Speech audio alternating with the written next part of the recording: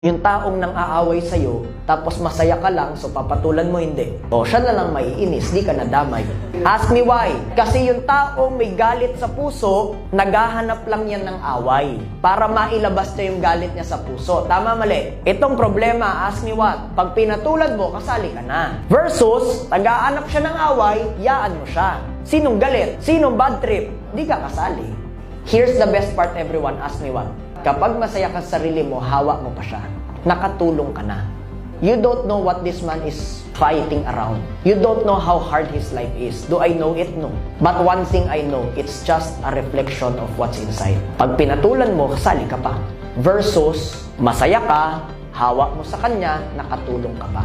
Na sumaya din, pag uwi niya ng bahay, bit-bit na yun. Because you're so filled with love, becoming better, and happiness, you naturally share it to your family.